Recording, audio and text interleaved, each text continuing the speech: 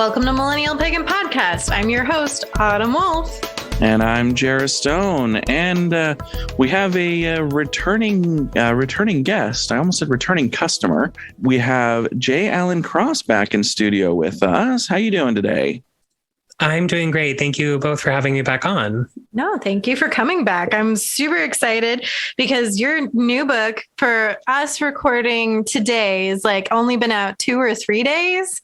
Mm-hmm. Well, that's so exciting. Jay's new book is The Witch's Guide to the Paranormal, How to Investigate, Communicate, and Clear Spirits. And I loved it.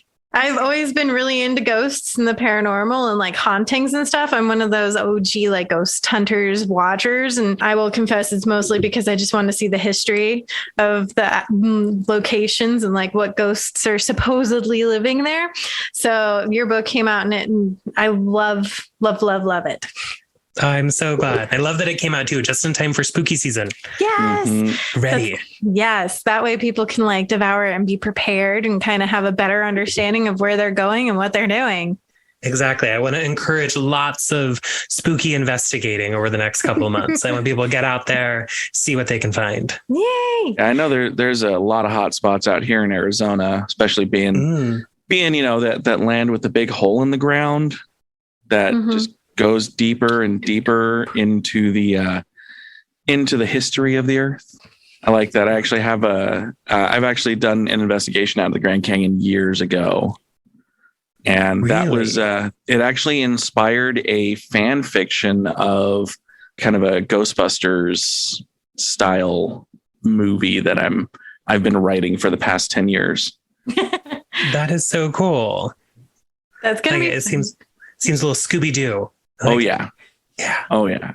Amusingly, the Scooby-Doo theme song's kind of been in my head all day, not because it's related or anything, but like I'm parking or pulling out of a parking spot and going doopy doopy doo. And my roommates were with me and they're like, what's going on? I'm like, I don't know. It's in my head today. Yeah. I love that. That's hilarious. Yes. I think maybe because I finally decided I'm going to be Velma for Halloween this year for work. Oh, that's hilarious. I love that. I was sort of thinking the same thing because I did see 2 guys dress up as Fred and Velma, but like did it like gender bender style. So Velma was a dude. And I thought that was amazing. And I was like, I kind of maybe want to do that. So maybe we can be Velma together this year. Yes. We should take pictures and post them and be silly. Scooby-Doo in the multiverse. Yes. Love it. Anyway, so listeners, if you have not heard Jay's Coming of Witch story, go back to our previous episode on American Brujeria. Did I do it right this time? American Brujeria. Thank you. No, I did not do it right, but it's okay. It's a weird word. It is. Especially from somebody as clear as you. Thanks for calling me ghostly. I'm better fit for this topic then, right? Well, tis the season, right? Oh, yes. So if you go back there, you can listen to his Coming of Witch story. But instead of a Coming of Witch, what we're going to ask is a little bit of a background of how you got into paranormal investigating. So I started doing this real early on. So I grew up as a psychic medium. It was just something that was happening to me. It wasn't something that I really trained to be. It was something that I was more training to try and put a leash on it, essentially. So that was something that I realized was happening at a really young age. And with it, for some reason, and I was never sure why, but I always had this really intense sense of responsibility and duty. I even as a kid, I didn't feel like it was just a quirk that I had. It was something that I was given for a reason to do something with. And so I always just kind of knew that eventually I would be utilizing it in some way. And then in high school, I was about 15, 16. My whole family is psychic to varying degrees. We all kind of have our specialties. My mother was doing some work in the community as an animal communicator, otherwise known as a pet psychic. And that was going very well. But then people started coming to her like, hey, so you're a psychic. I think my home's haunted. Can you come out and look at it? And she's like, no, but do you want my son to take a look? So I'm like 15, 16 years old, starting to go out to people's like businesses or their homes that they think are haunted. And I begin doing that work by myself. And I did that for about 5 years. And then after moving to Portland, I kind of accidentally became part of this paranormal investigation team. How it kind of happened was I was having difficulty doing one-on-one mediumship readings, but like reading something like a haunted house was super easy for me. But to like sit down with someone and talk to their dead people was really hard. And I found myself at a psychic fair, and there was a psychic medium that had like her table and she was open and no one was there. So I kind of came, I sat down with her and I was like, hey, like, I'm not really here for a reading, but do you have any advice for helping me in that? And she kind of looks at me for a minute, goes, I'm going to give you a card because I think you should join our team. Yeah. I had no idea who this woman was. We had literally that much interaction. And she's like, I think you'd be a perfect fit. And I've been with them for almost the last 10 years. So awesome. Like that. It's like just instantly sit down and you have a job.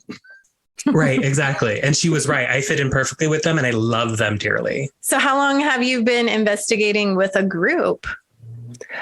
For about the last, I believe I've been with them for about 9 years, I want to say. Ooh, time flies. It was like 4 years. Oh, wait, no, it's been definitely longer than that. Oh, yeah. And then you count on your feet and you're like, how has it been this long? Mm-hmm. So that is awesome. Would you be able to tell us a like memorable experience that you've had when working with them? Oh, certainly. Gosh, there have been so many. There was one that we were working with the same woman who found me at the psychic fair. Her name's Aurora, and I adore her. And we end up doing a lot of investigations together because we work really well together. And so we were out at this property in the middle of nowhere in Oregon, like super rural. It was like an old homestead. This house had been like in their family for like 4 generations, that people had like lived and died there, been born there, died there, like old school.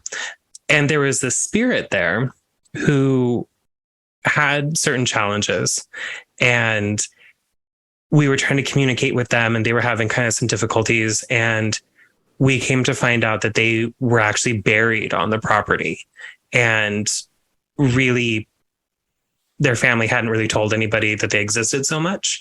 They were very sad, but they were very kind of still interested in the family that was there and all that stuff. But they needed to move on to the other side because, just kind of hanging around, staying there. And they were kind of causing some troubles with the new baby that was in the family. And so we decided to help them move on through the light, and they agreed to it. And one of the things that we like to do when a spirit is nervous to go through the light, because it can be very scary, especially when you don't know, what's on the other side, you don't know what's happening, it can be very scary for them. And so to make that process easier, a lot of the times we'll ask them like, okay, well, is there somebody that that's gone before you that we can ask them to come through and kind of escort you through?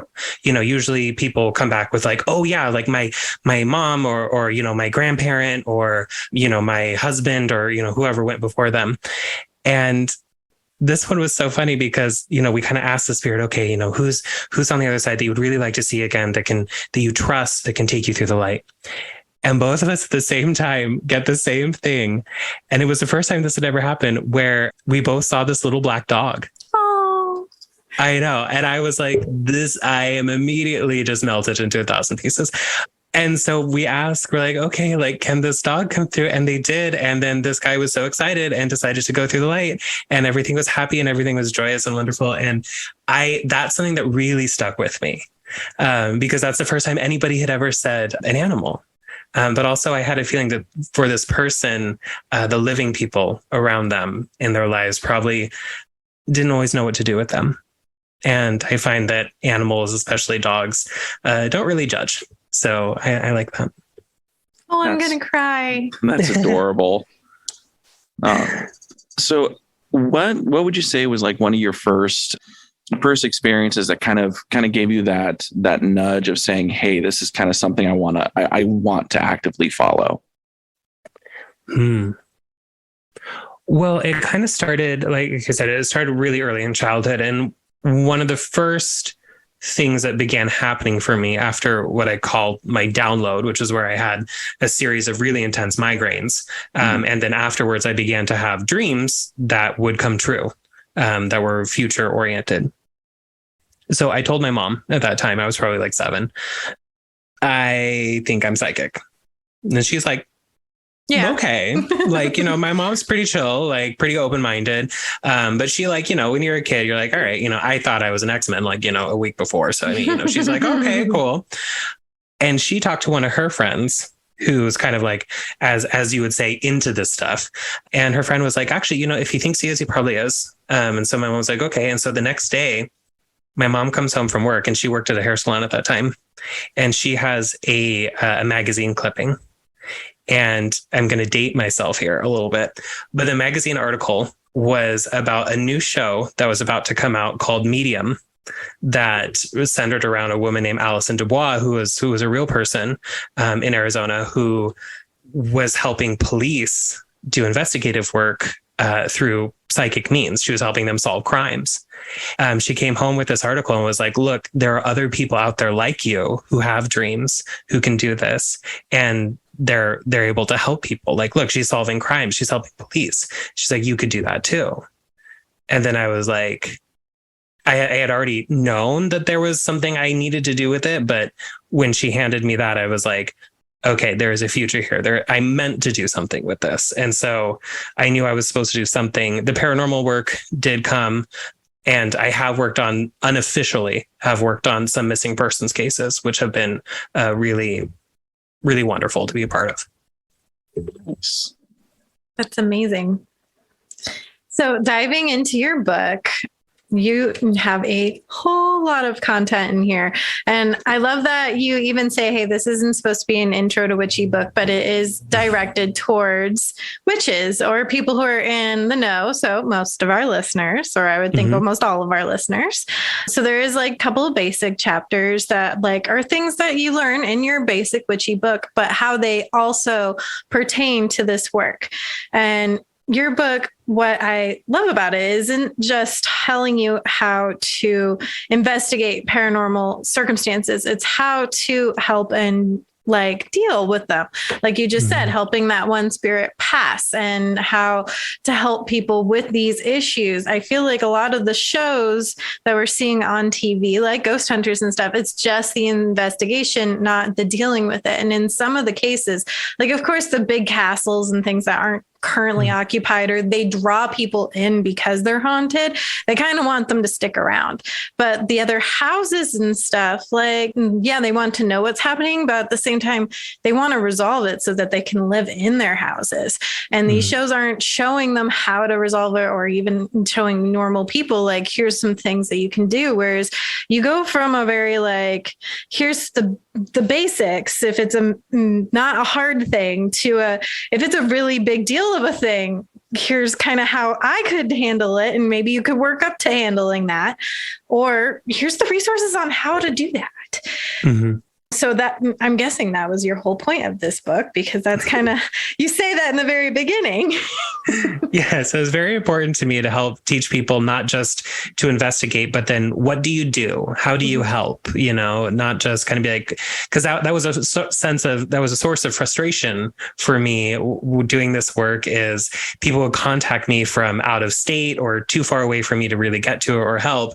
And so I'd contact their local paranormal investigation team. I'd be like, hey, this family is dealing with this type of activity. They're really scared. Can you go out there and do something to help fix it, or kind of make sure that they feel safe? And they're like, we can't do that, but we'd love to come take photos. And I'm like, that's not helpful. So I'm trying to kind of put that information out there so that more people know what to do with the haunting besides just document it. Right. And I love that you constantly say resolve, because a resolution doesn't necessarily mean somebody's going to the light where it stops. It might mean coexisting. And you do mention that a lot. And I really love that it's not just making it stop or making it go away in some cases. And so we're going to, for the listeners, just so you know, we're going to dive into a couple of select chapters. That way we don't give away the whole book. We still want you to go out and buy this magnificent book. But I want you guys to get just that little taste, the hors d'oeuvres, if you will. But let's talk about the chapter that you start, the paranormal investigating basics. So and also what could be going on, obviously. So how do you start investigating what could be going on? And then we'll go from there. Absolutely. So my biggest advice and kind of where I start with that chapter is kind of getting in touch with yourself and asking yourself, why do I want to join this world of paranormal investigation? What is my goal?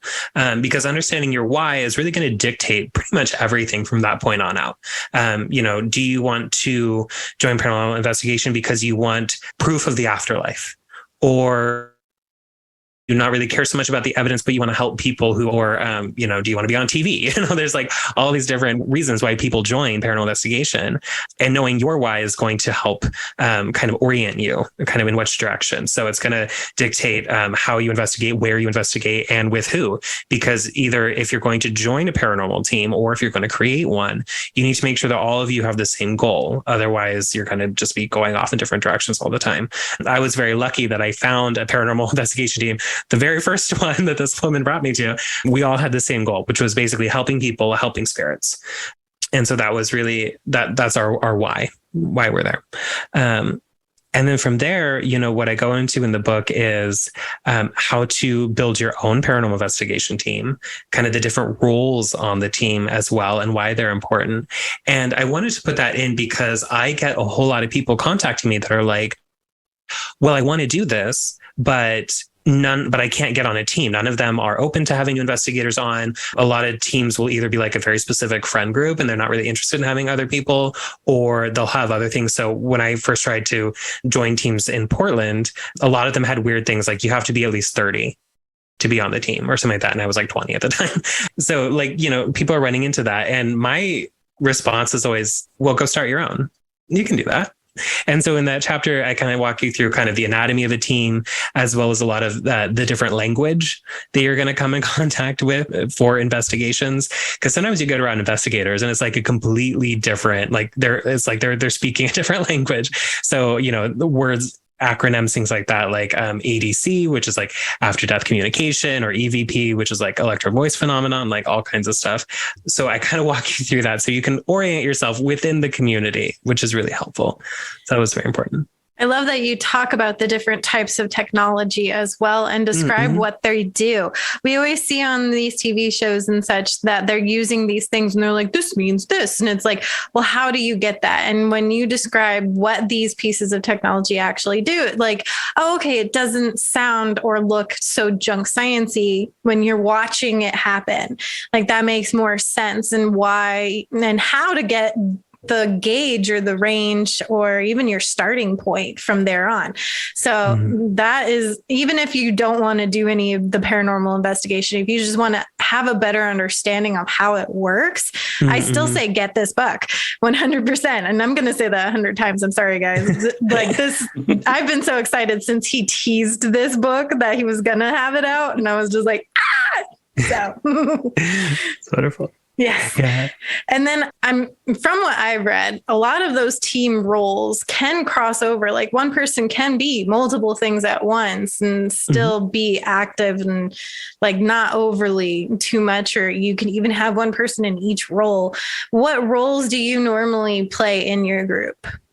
Absolutely. So I fulfill a few different roles. So I am psychic medium. I'm also occult specialist on the team, and occasionally investigator. What's funny though is pretty much the bulk of our team, I'd say about 97% of our team, are psychics or psychic mediums, at least to a certain extent. And so that makes us a really unique team because we're all kind of tuning in together to everything that's happening around us, which is very neat and something that you don't often find. Sometimes paranormal investigation teams will have one, maybe two psychics at the most, usually ones that they just kind of bring in occasionally when they feel like they need them. But I always encourage them to at least have one full-time psychic, because it's it's like going to a foreign country without a translator. It's like, it's just going to be helpful. So absolutely that people can overlap. So I'm kind of far away from my team at this point. So I'm looking to start my own kind of satellite team outside of it, in which I would be team lead, but I'd also be psychic medium for the team as well.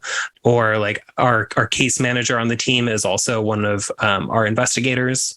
So you have a lot of crossover through it. So as long as it works for your team dynamic, you can have a bunch of crossover or multiple jobs per person. That makes sense. And I bet you having multiple psychics on the team kind of gives you this sense of like, okay, I am right.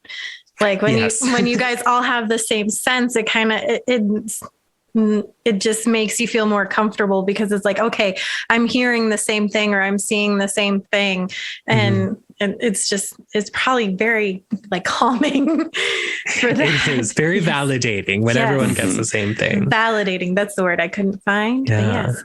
So I think the next part of that chapter, you dive into how to select people that are contacting you to actually go out and help them, and how to like go through that process of selecting somebody that you're going to be taking on as a client.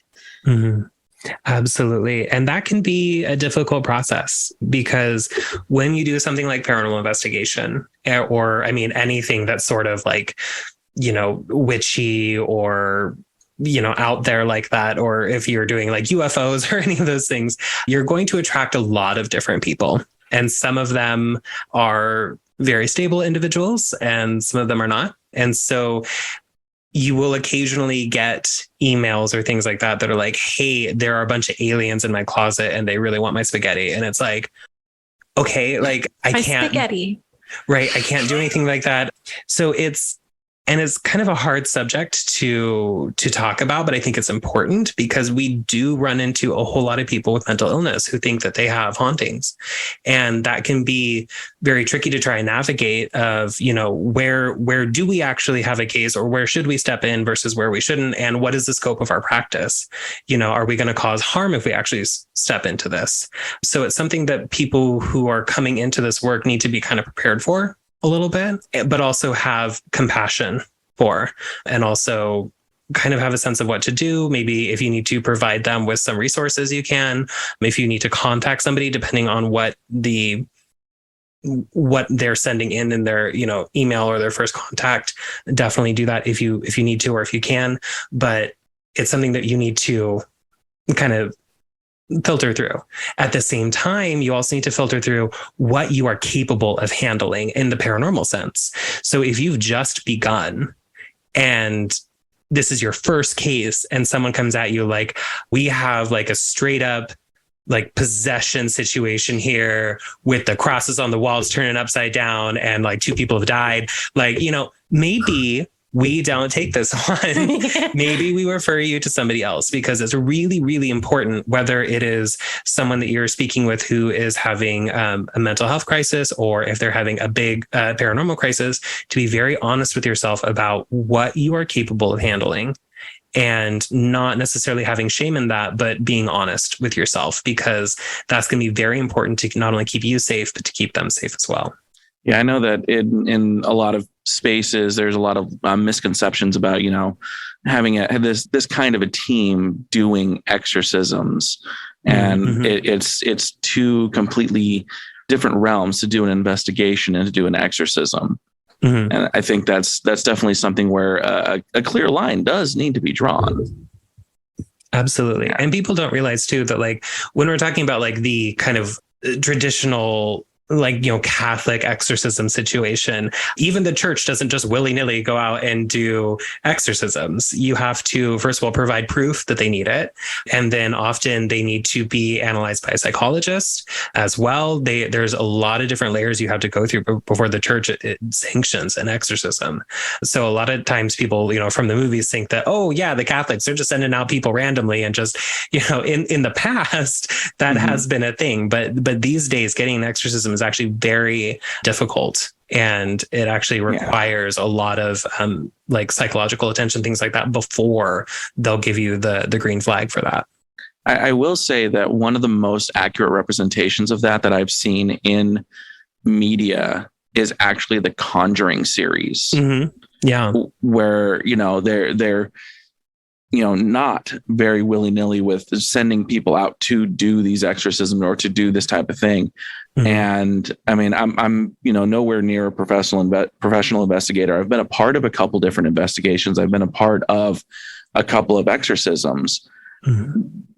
But even then, like watching these movies, it's by far one of the most accurately representative of what the scope is and what, the process that everything needs to go through. Absolutely. All right. So we are going to go ahead and actually take a quick break and get a little bit more into this book and kind of get into a bit of a deeper dive into what it takes to actually do these kinds of investigations. So we'll be right back.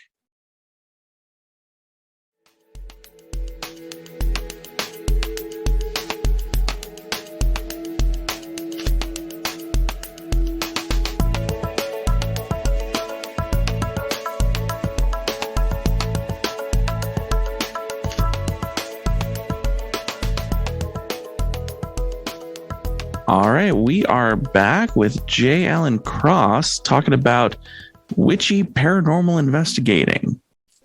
I like that. Right.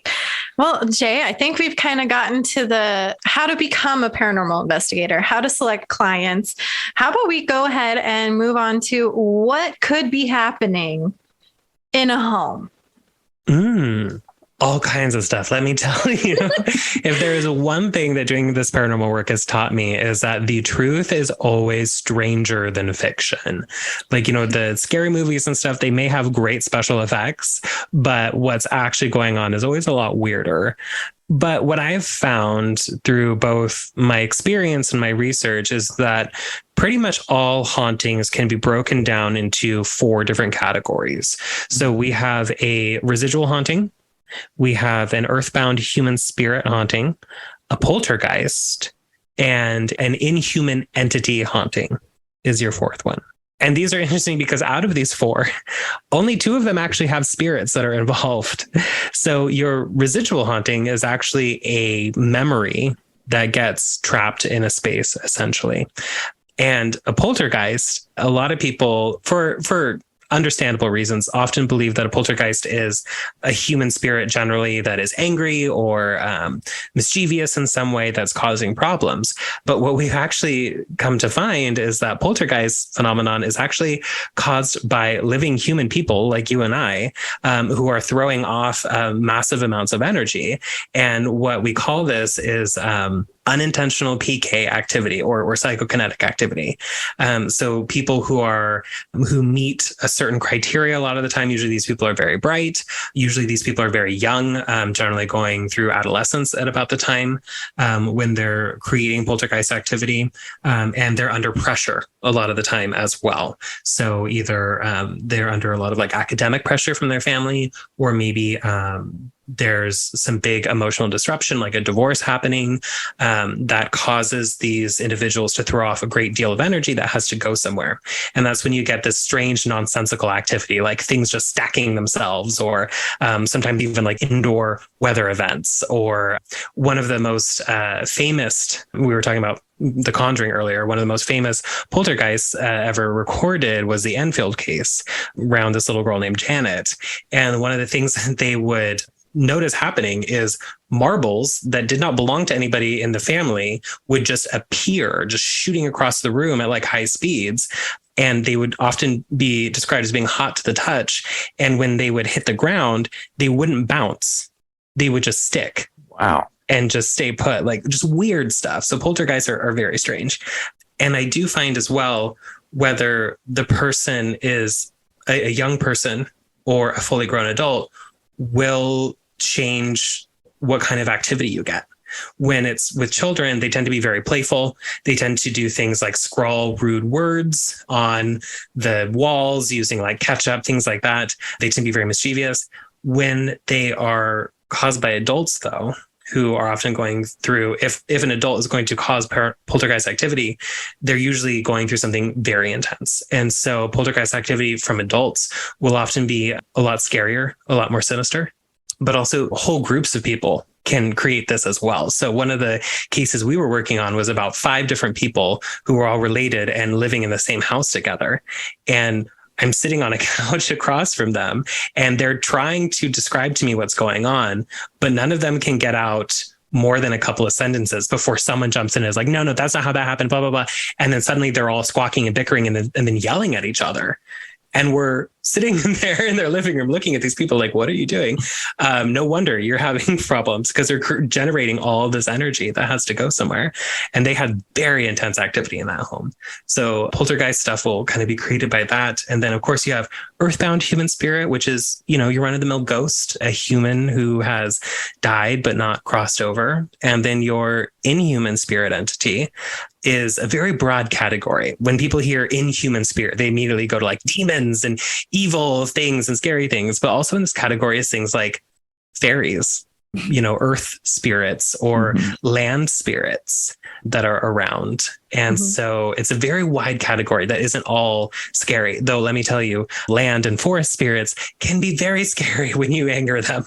I would rather go up against what I call in the book negative entities any day than a disgruntled forest spirit, which I have come across. And let me tell you, that got Blair Witch Project-y really fast, and I was not into it. So before you cut down a lot of trees to build your house, take a moment, ask yourself if you really want to do that. Oof, scary. All right. So how do you figure out what you're experiencing? Absolutely. So all of them have kind of telltale signs. So a residual haunting might look like an earthbound human spirit, because it's often, so kind of your classic residual haunting is, we've all heard some story about this old house where a woman can be seen walking down the 3rd floor hallway to the window where she looks out at the sea, waiting for her love to come home or whatever, who went out on a fishing boat and never came back or whatever. But the thing is that those stories are always like, it's every day at 3 p.m. you see it, happening. That's when you see her, or that's when you see her the most often, is always doing that activity. Earthbound human spirits, though sometimes they do keep a schedule, don't keep one that tight. They'll be seen elsewhere around the property. If it's a residual haunting, though, it's a memory that's stuck there that's getting replayed over and over and over again. So you can kind of tell the difference there a little bit, where, and also, residual haunting will not interact with you. So if you try to do like an EVP or something like that, it won't respond. But an intelligent spirit that's actually there, like an actual spirit there, will respond. Poltergeist phenomenon is marked by being very random. Usually like if it's an earthbound spirit, they'll be trying to get your attention maybe, but poltergeist activity doesn't seem to make sense or is very off the wall. Sometimes quite literally, things will come off of the wall, or they like to defy physics a lot as well. So indoor weather events, just starts raining in your living room, or the living room furniture decides to just put itself on the ceiling and arrange itself there for no reason. Something that's very common with poltergeist activity is stacked objects. So like all the books on the shelf behind you will like just create this big tower, or like forks end to end straight up vertically will just like hold it there. Very weird stuff like that. I'm just thinking Ghostbusters in the library. Yes. Just the book stacked in every single row. Yes, exactly. Just weird stuff like that. Just because it's just looking to just kind of release energy. It has to go somewhere. So would you say Bell Witch in Texas was probably a poltergeist activity? The Bell Witch is such a weird case. Right. That's one that I still am like, I don't know what's happening. That one, the Bell Witch, is in a way similar, not as weird, but similar to, there's Jeff the Talking Mongoose that haunted a family for a while, which is kind of like this disembodied voice that used to tell them things, and like it used to know things. And I think I've heard about that one before. Yeah. Where I'm like yeah. My friend Z covered it for her podcast called Ghosts and Hoes. If you check that out, but the Bell Witch was one of those ones where I'm like, even I don't know what is going on. Right. Because there is a disembodied voice, but otherwise, a lot of the activity does remind me of what you're describing as a poltergeist. And a lot of the times people will try to blame it on the daughter. Yeah. You see a lot of blame in the paranormal field because people, we need that, what they call, cognitive closure, where it's like, like the Enfield case, a lot of people just go, oh, it was the kids pulling pranks. And I'm like, there were so many people in that house, like people moved in with them for years at a time during that period. Like it was not all of them. Like were the kids found like pulling pranks on occasion? Yes, but because they're small children in a house full of people and it's boring, like you're gonna do some stuff, but definitely not the whole thing. You even make a point in the book when you're telling the reader how to start the investigation to kind of pay attention to adolescents, but especially girls. And I know, and from what I know, that girls are more likely to cause a poltergeist. Do you have a theory as to why? I don't necessarily have a personal theory. There have been a few that I have come across that do make sense. I grew up with a sister, and girl children tend to mature a lot faster. They tend to be a little bit brighter, a little bit earlier on, which is kind of part of the criteria for poltergeist phenomenon. And then there's this thing through puberty too, both with boys and girls, where, your body's going through so many chemical changes, that's throwing off energy as well. But then you compound on top, emotional energy as well. If you have like a 12, 13-year-old girl in your house, like there's going to be a lot of that kind of blasting energy that happens every so often, which I think it just kind of increases the potential for that. Also, we've kind of seen throughout history, there is some predisposition for women to be better at things like psychic work, not always, but kind of like tend that direction a little bit, which might be part of it. One of the few laboratory tested psychokinetics, a woman named Nina, was a former poltergeist agent or someone who caused poltergeist activity as a child. And then when she grew up, they actually put her in a laboratory where she would move things with her mind. Ooh. And they put her under all kinds of different scenarios, and they check her for all kinds of things and put them under glass and stuff like that. And she'd still move them. So who knows really though? I kind of, at least personally, I kind of feel like it's definitely more of a connection with emotion, because it is pretty prevalent that, females are more in tune with emotion, and they're able to dive deeper than boys are told to. Right. And I think for the probably similar chemical time frame, boys when they're 14 or 15 is when you see them the most physically destructive, like where they're out causing havoc around the community, or they're getting into fist fights and stuff. And I think those are when they get that same energy out, so they don't have to find a psychic way to get it out. Yes. Yeah. I always say that. Whereas girls are more supposed to act a specific way during that, which is, yeah. And it's that 13, 14 age for girls, for the same reason you mentioned 14, 15 for boys. And that's when you get to see like them going out with spray paint and all that stuff and starting fist fights in school. So yeah, I kind of think it's a little bit of all of the above. Definitely. Yeah. Myself, but I wanted to see if you had a theory, and I agree 100%. Anyway, so non-human entities. Yes. So those will be a little bit different depending on what it is that you're dealing with. The kind of what I mostly focus on in the book is what I call kind of like your run-of-the-mill negative entity, or what I would call like a house entity. This is something that I run across very frequently. It's just kind of a species that you're going to most likely run into when you are coming across this type of haunting. You'll often find that there will suddenly be one particular space in the house that is suddenly very unwelcoming. Suddenly like a place you're like maybe even subconsciously actively avoiding because you don't like it. And it's so funny because this is an area I refer to in the book as the nest of kind of like where it lives. I have people ask me all the time, like, okay, well, how do you know when you find it? And my very unhelpful answer is you will know, because it's that room where you open the door and you go, nope, and you close it again. Even if the room isn't creepy or like it's a very normal room, you just walk in and you're like, no, and then you come back out. It's a very distinct feeling. A lot of the times it will be in basement areas. It will be, they really love things like the cupboard or the closet under the stairs is something that they're really into for some reason. And it's an in-between space. Yes, an in-between space. Or like the guest bedroom that's pretty much just a storage area that you haven't gone in the last 6 months. They love those places as well. So when it comes to like your run-of-the-mill negative entity haunting, it will kind of start like that. It will kind of come in and kind of settle in a very specific area and then kind of spread from there. Right. Low traffic areas. Yes. Yeah, because then they can hide. Yeah. I feel that there's like just normal spirits in my house that don't know how to interact with us yet, because our move was very strange. Like we physically moved in, but our stuff never came.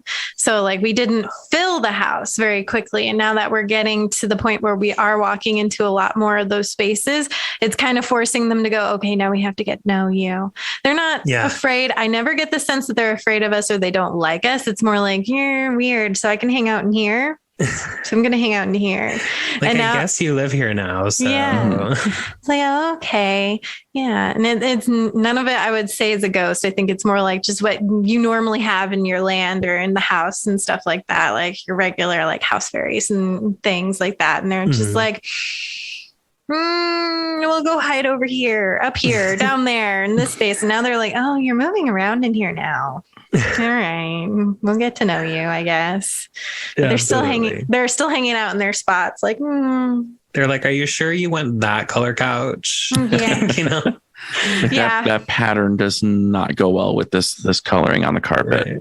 Sometimes the house spirits, it can be judgy. It's fine. Yeah, there's a little bit of judgment, but for the most part, like the actual spirit of the house is very happy because we moved in and we started immediately doing upgrades that were good for the house. So the house is very happy, and the house is like, oh, I have people living me again. Good. And then we have one of the oldest trees in our town that's always just like, oh, hi, bye. It's right at our driveway. So it gets to be like, where are you going? What are you doing? And it's going to be so expensive to clean off its dead parts. But it's like, it can feel, it's like, well, you're going to take care of me soon. Right. Soon. Eventually. You brought a person over who looked at me and went, oh, I don't have the equipment for that. Yeah. You're going to have to go back. Yeah. Yeah. And he's very boisterous and like very cool. And he's an old maple. So. Oh, I like that. Yeah. He's like he's like one of those fancy grandpas. Yeah. I love a fancy grandpa. Yes. Yeah, that's what I get from our big tree. But anyway, I digress.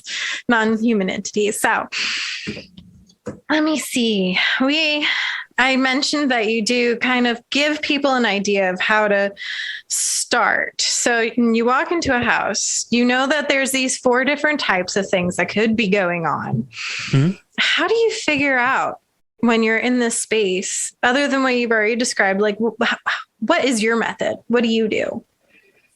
So for me personally, because I do have the psychic abilities to do so, I walk you through alternate kind of ways of going about it in the book, as far as like, you know, interviewing the client or utilizing like pendulums to kind of get yes or no answers.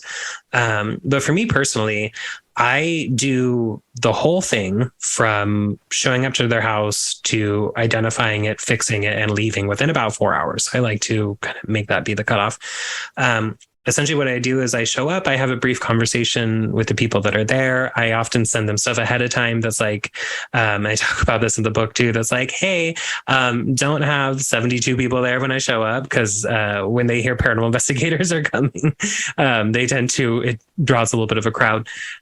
So I kind of show up, kind of be like, hey, kind of, you know, greet them, talk with them, ask them if they have any questions. And then I ask them, you know, is there any place in the house where you don't want me to go? And they know ahead of time when we're walking through. So usually I haven't ever had anybody have any certain sticks with that. But I always like to check. And I also ask them as well, do you want to know what I find? Because some people are like, absolutely, I'm so curious. And other people are like, nope, just make it go away. Thank you, goodbye. Because they're like, cannot. So that's fine. So, I've already dealt with this enough. Please just get it out. Yeah, they're like, I just know. So then I go walking through the home. And I talk you through in the book kind of how to go about a psychic walkthrough. And I kind of follow the energy and I go around until I feel I've picked up enough to kind of put the story together of what's happening. I'll either come across, earthbound human spirits that are there, or I'll get a sense for certain energies that are present, or certain things that maybe the family's going through as well that can be helpful. So I might, walk into the master bedroom and there's a lot of angry fighting energy. And that's, family dynamics are going to play into the paranormal as well. Go into the kids' rooms, things like that, see kind of what the energy is like, see if I come across any entities. I open a lot of closets. I open a lot of cupboards. I go into people's basements. I go into people's attics, just to be very thorough and just kind of check everything out. And then once I feel I have enough information that I know what's going on, either by sensing the energy or having conversations with the spirits, because sometimes they're very forthcoming, because I'll come across an entity and be like, hey, you got to leave.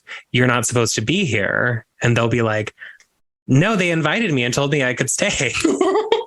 And then you have to go back to the family. You have to go, so when you said you didn't know how this started, and then they kind of go, so there was this Ouija board, and then you have to kind of dig out what actually happens sometimes. So that's kind of how it all begins. Essentially, that's where I start. And then depending on what I find out, I'll know then how to go about fixing it at that point.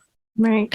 Have you ever had that sit down conversation with a family member, and then whatever spirit it is in the family sitting there and like just trying to spill the tea at you? I've never had them there at the same time. I have spoken with the client, gotten one version of the story, which is, it's actually very common for the clients to be like, oh yeah, no, we had no idea how this started. Because that's one of the questions I ask right off the bat is like, so when did this begin? Did anything happen around that time? Did you bring home antiques? Did you do home renovations? Did you bust out a Ouija board at a slumber party? Like, they're like, no, we have no idea. And then you go to the entities and they're like, this is what happened. And so you go back. A lot of times nowadays, what I'm seeing actually more than like Ouija board or anything like that is people who've been dabbling in witchcraft. So especially with like spirit work or like deity things where they think speaking to, Thor or whatever, and it's really not. And so they're like, and it's so funny because when I come back, I'm like, okay, so who's practicing the witchcraft? And people are often like, well, like, I guess that would be me. And I'm like, okay, so like, can you tell me about your practice? Like, what kinds of things do you do? And they're like, I don't know. I'm just like, manifesting abundance or whatever, like, very like lackadaisical about it. And you're like, oh, that's why you're haunted. By the way, your abundance is abundance of spirits. Yeah. We're not specifying enough on that one. Yeah. And they're like, oh, I'll like help you find your socks. Maybe. Yeah. Right. You'll have an abundance of the socks you lost under your bed or something. Yeah. That's always fun. So you kind of brought up something that I've always kind of wanted to dive in a little bit deeper with, and that is bringing in like an antique. So not that the house itself is haunted, but that an object that a family might bring with them or move with or have had for generations. Is there kind of like a separate attachment, a separate way of going about kind of approaching that you have done or that you've noticed? Yeah, it depends on what the object is. And it depends on what's attached to it, of course. So context always matters. But I have found that antiques or bringing objects into the home will sometimes spark activity, depending on where it came from, or because sometimes they just simply have an energy. Like it was maybe this was a piece of furniture that was at a funeral home for a really long time and had a lot of really sad, grieving people that sat in it. And it just kind of becomes this this magnet for things that like that energy or energy like that. Other times they'll come in with an active spirit attached. But so what I often tell people to do is, because, I personally am a big fan of antiques. So whenever I bring them home, especially if they have any sort of vibe on them, I like to, just kind of smoke them down with some cleansing incense. I get a rag that I kind of wet down with some, like a little bit of salt water, a little bit of Florida water, whatever, and kind of just clean them up anyway, because they usually need it. And that's usually enough to kind of dispel anything, but I don't pick anything up that feels too weird. So if you're out there and you're like, oh, I really like this book, and you pick it up and it's got a weird feeling that you're not super comfortable with, maybe put it down. Also, if you come across, I come across these quite often in antique stores where there will be bottles that are like beaded and like really heavily decorated and like really sealed up. And I'm like, nope. Yeah, no, something is in that. Something is in that. So I definitely recommend just being very mindful when antiquing. Yeah, because I get that a lot, especially because I love going to like antique shops and just browsing, not necessarily with the intent of purchasing, but just browsing and like going up to different things and kind of feeling, oh, you don't like me. It's like things like that, because I know that there, at least in the past, growing up, I have probably brought home one or two things that have been, you pick up, you get the weird feeling, and instead of going, oh, put it back, it's like, oh, this could be fun. Right. This one could be interesting. I have a friend who kind of has a knack for picking up haunted things. She actually found a jar full of cremains in a Goodwill that like found its way into her cart. She like put it back on the shelf and everything. And then when she got out to her car, it was like in her cart. She was like, I accidentally stole cremains. It just kind of like came in. So she has that. But I also tell people too that that's allegedly the origin story of the Annabelle doll. For circling back around again to The Conjuring, was the original group of roommates. One of their moms had picked it up at a secondhand store and given it to her. And so you never know. Yeah.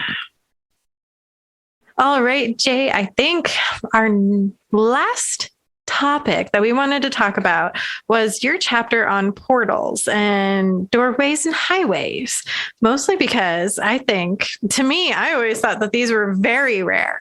And then reading your chapter, you say not so much. So that's definitely why we want to kind of talk about them, because you don't hear about those things. Or like when you do, it's like, oh, there's a portal under the house. Dun, dun, dun. Or something like that. I love Portals. It's a great video game that I think everybody should play. Not that kind of Portal. Different kind. Oh, yeah. Then my research is useless here. Though still alive or not alive. You tell me. Are things alive in portals? It depends on your definition of alive. We have the after alive situation. Portals are interesting because you're right. A lot of times when people think of portals, they think of like a portal to hell, or like, like the Hellmouth from Buffy, or like, some gateway like in Stranger Things. But essentially what these are is just kind of I call them spirit transportation a lot of the time. They're just a little window where spirits can come from wherever and pop through to wherever you are at that point. And they're fairly common in haunted homes. For me as a psychic, I can feel them pretty readily. They'll kind of have this big either like drafty feeling or this kind of swirly feeling in one certain area. So they're pretty easy to pick up. I teach you to do it with pendulums in the book too.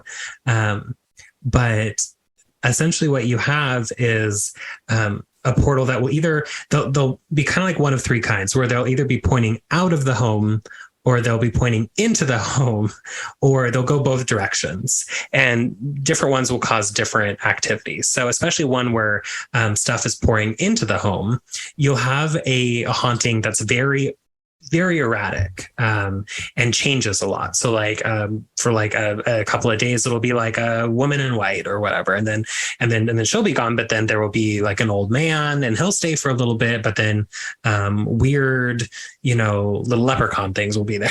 Like when the activity is so dramatically varied, that's usually a sign for me that there's a portal somewhere in the house, because things are coming and going. And not staying consistent. So a really inconsistent haunting. It's also really important because a lot of people don't take the time to either understand or address portals. And so they'll spend all this time, cleansing the home, cleansing it. And, 2 days later, they're like, oh, well, it's haunted again, but but this is maybe seems different or whatever it is, because stuff is just showing up all the time in the home. So it's really important to understand, how to identify them, but also then how to close them or cap them or change their direction, things like that, which is all stuff that I go into in the book. We also have things that I call kind of like a spirit highway, which is kind of like there's two ways of thinking about it. It's kind of like in Finding Nemo, the East Australian current or whatever that they jump on and it kind of takes them somewhere. Or in like the airport, they have those conveyor belts in the floor, those walkways that you can get on and it'll kind of take you somewhere. Very similar to that, but for spirits. And a lot of things will create that. So one of which is underground water. Wherever that underground water is flowing above ground, it will create that kind of energy current that spirits can use to just kind of take them places, which is very helpful for them. But if your house is built on top of underground streams, then you can kind of accidentally become a bus stop for spirits. Also, if there's like your house is built in a place where an old road used to go through, but isn't there anymore, or like a stretch of railroad used to go through your property, it will still have that kind of momentous energy. That is flowing energy. Yes, that is going to kind of create that. So you may find that spirits are just kind of running through your house a lot. So, yes. Yeah. I think, I was going to say, I kind of think we got that here at my apartment. Oh, yeah, because we get a lot of passer-throughs, like nothing that stays, but we get a lot of passerbys. Like just I'd say 2 weeks ago, Sunshine and I were talking, and she's like, "Yeah, I just had like a chip that I was holding in my hand, literally just get flung out of my hand, and it wasn't the cat." And then like we're doing something. It's like, okay, well, I don't feel anything here. I don't see anything here. And then like a couple days later, something else would happen where something in a completely different part of the apartment, like something would fall over. But then when I go to investigate and kind of open myself up, there's nothing there. Yeah. I feel like that's very common with apartments though. Oh yeah. That like the energy and movement, like it's a temporary living space. And I feel like spirits know that. Like that means that it's temporary space for me too. Of course. And then you have everyone else's spirits around you. So like the lady upstairs, her late husband is hanging out too and occasionally pops into your place and all that. I'm like, what are the neighbors doing? I'm bored with you and your cross stitch. Yeah, exactly. Yeah. Being in that field, and I feel that a lot when I'm walking through, especially my current company has a lot of historic buildings. So there's a lot of weird energy. And then for the most part, our residents are all students. So there's all of that too. And it's fun. I bet you get some interesting calls. Not so much for those kind of things, like some little weird troubles where it's like, that's not really a maintenance request, but I'm also very new and all of our residents are very new because it's a new year. So I'm going to be interested in what happens closer to late October and probably even during the holidays. I would be very interested to hear how that goes. So keep me updated on that. I will, definitely. So I guess my last question is, what is an interesting story of when the resolution was everything kind of stays the same. Like you didn't have to necessarily do anything other than just be like either a communication hub or just like a mediator. Yes. I have had that one happen before where, so a lot of the time, whenever I have earthbound human spirits, I often really kind of recommend moving them on through the light because they can have all kinds of problems staying on this side. But every so often you kind of run into ones where you're like, okay, you know what you're doing. I got the opportunity to, investigate the Montgomery House in Washington State. And that was a big deal because it was open for investigations for a while, but then they closed it because somebody bought it, became a private residence. But then the family decided to reopen it to investigations. And we were some of the first ones to get in. I was asked to join Hella Paranormal in Portland because they were invited and they invited me to come with. And when we get there, immediately just standing outside of the home, I can hear it like there's like 100 whispers like happening in the home. I'm like, oh, the chatter. She haunted for sure. And so we go walking in, and like immediately when you walk through the door, this is an old historic home. Immediately when you go walking through the door, there's this big staircase just like right in front of you. And so like a bunch of people are kind of coming in with like equipment and stuff, and the family's like greeting us like, hi, like welcome. And I'm just immediately like off to the side looking up at the top of the stairs, and there's this woman up there in this like late sort of like 1800s sort of dress going on. And she's very stern. And I'm standing there just kind of like up there looking at her, kind of like getting like a vibe read. And my friend Z, who's standing right next to me, she's the one I was talking about who has the Ghost and Host podcast. She does like automatic drawing, which is kind of like automatic writing, but it's a little bit more artistic. And I look down and she has like a stylus pen and she's just tapping at her phone like crazy. And I look down and she's drawing the exact same woman that I'm seeing. And I'm like, oh, okay, you see her too. She's like, yeah, okay. So we come to find out over the course of this investigation via psychic stuff that we're picking up and then doing kind of some research too on the side, that this is a woman named Ruth who actually owned the house previously and ran it as a B&B. And well, during her life. And then when she died, what we came to find out through my interactions with her there is that she is still running it as a B&B on the other side for spirits. So that's part of the reason why it's still so haunted is because spirits who need a place to stay come to the house and she puts them up for however long they want to be there. And first I was kind of worried about this because there were some spirits in the home. There was like one that was very interested in one of the children. And I'm like, I'm concerned. But Ruth was like, no, they behave because I make them. And I'm like, I believe you because you are scary. She was a very stern spirit. And she ran the house with an iron fist, kept everybody in line, made sure that everybody was behaving. We found something not fun in the basement, but it stayed down there because it was afraid of her. So I'm like, you know what? You have this under control. You have a wonderful day. And we pretty much left it as is. I mean, the family wanted us to leave it as is too anyway. But that was one of the cases where I was like, you know what? You have this under control. And they lived there full time with Ruth? In her home? Oh, wow. Mm-hmm. They must have some respect for her. They do. They have a lot of respect there and they enjoy the activity. It really doesn't get out of hand there, but they're like, no, every so often some stuff happens, but it's she keeps them all very in line. So. Oh, awesome. That would make an interesting movie, like from bed and breakfast to dead and breakfast. Right? I love it. Yes, I could see it now in that early 2000s, late 90s ghost movie kind of feel. Yeah. Yeah, definitely. Yeah. That's so amazing. And I know in the book you talked about that particular story, but it just, it caught my attention about like, I could see her walking through the house and just like taking care of the sick and then like going, no throwing things. You scare the humans. They don't like it. we want to be here, or like her just greeting somebody and like, so how long are you planning on staying? Maybe a couple 100 years. I don't know.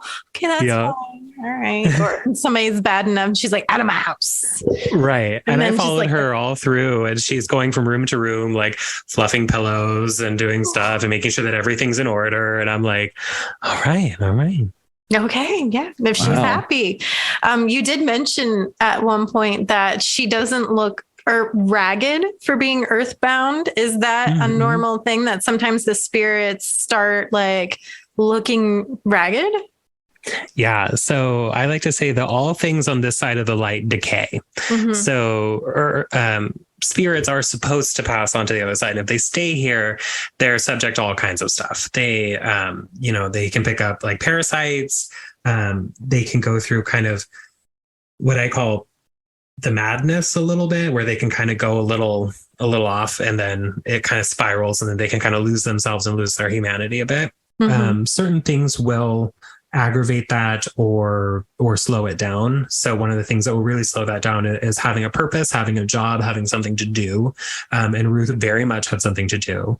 She was a very stable individual. And so even though she had been earthbound for so long, she was in great shape. Sometimes I come across them where I'm like, okay, you need to go now because you're starting to look a little creepy. Like, like stuff's starting to fade. You're like, sometimes they get very, very sad, and then that will spiral, and then they'll just kind of become this very sad thing that's no longer a human anymore over time. Or sometimes they get very angry, and then that will just kind of ramp up until they kind of lose themselves in it. But she was very, very stable. She was very on it. And I was like, all right, you are as sharp as a tack. You do you, girl. Yep. You keep going. Well, this has all been awesome and perfectly timed for spooky season, as we've said before. Thank you so much, Jay. Everybody, again, go out and grab The Witch's Guide to the Paranormal, How to Investigate, Communicate, and Clear Spirits by J. Allen Cross. If you're not entertained by our conversation about it, well, this must not be the book for you, because I was dead entertained. It's amazing. And there's just so much more content that obviously we couldn't dive into, and I didn't want to because I didn't want to spoil it for you.